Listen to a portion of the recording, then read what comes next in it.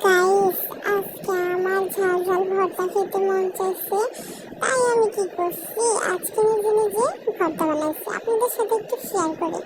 এত মজার ভর্তা যদি আপনারা বাসা বানান, অবশ্যই অনেকগুলো ভাত খেতে পারবেন। এখানে আমি যা যা ইনগ্রিডিয়েন্টস নিয়েছি, প্রথমে আমি শুকনো মরিচ নিয়েছি, কাঁচা মরিচ নিয়েছি, টমেটো নিয়েছি, তারপরে এটা কি বলে শুটকি, এটা পুঁটি শুটকি আর কিনেছিলাম। এখানে আমি প্রথমে একটা ভর্তা বানাবো, আজকে 2 রকমের ভর্তা বানিয়ে ভাত খাবো।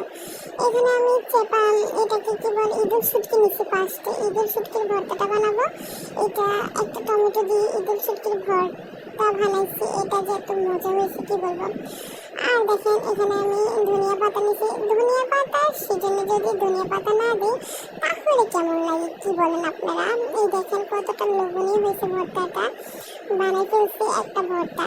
তারপরে আমি আসলে ভর্তা বানালে একটাই বানাই না, আমার 2-3টা আইটেম থাকা লাগে, নাহলে ভালো লাগে না।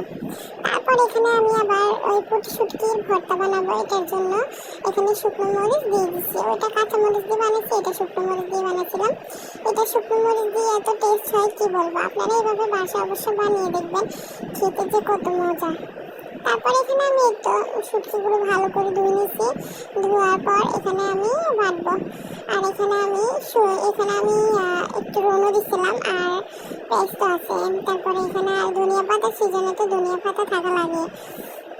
কে কে আমার মতো ভর্তার ক্রেভিং হলেই ভর্তা বানান। আমার তো যখনই ভর্তা খেতে মন চায় তখনই আমি বানিয়ে ফেলি। এখানে দেখেন এই শুটকির ভর্তাটাও এত মজা হয়েছে। এখানে আমি অতটা ভর্তা আমার কাছে আসলে ভালো লাগে না, একটু মানে বেশি মিশো না, বেশি আবার শক্ত না, একটু মিডিয়াম টাইপের ভর্তা ওগুলো আমার অনেক ভালো লাগে ভাত দিয়ে খেতে। তারপরে দেখেন কতটা লোভনীয় ভাবে ভর্তাটা বানাইছে। এরকম ভর্তা থাকলে আর কি লাগে বলেন, মাছ মাংস ফের আমার মনে হয় ভর্তা যে পরিমাণ ভাত খাওয়া যায় মাছ মাংস দিয়ে, অতটা খাওয়া যায়, সবসময় আর খাওয়া যায় না, এটা বাস্তব। পাটায় মাখা ভাত না খেলে জমে বলেন তো।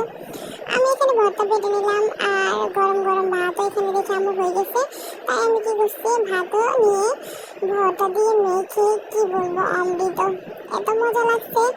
সবাই দেখে হাসতেছে, মানে আমি পাটায় ভাত খেতেছি। আমি বলি না, এটা আগে মানুষে করতো, শুনতাম, এবার আমি ট্রাই করে দেখি। পাটায় অতটা ভাত মাখা হয় না, আজকে ফার্স্ট করলাম, দেখি কেমন লাগে। ও অনেক তো মজা লাগে, আসলে এটা অনেক টেস্ট। এটা আমি মুখে দেওয়ার সাথে সাথে বুঝলাম পাটায় বাটা ভাত আসলে অনেক মজা।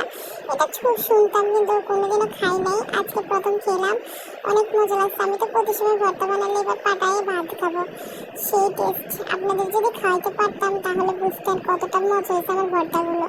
দেখে যতটা লোভনীয় হয়েছে তার থেকে অনেক মজা। ভালো লাগলে শেয়ার আর লাইক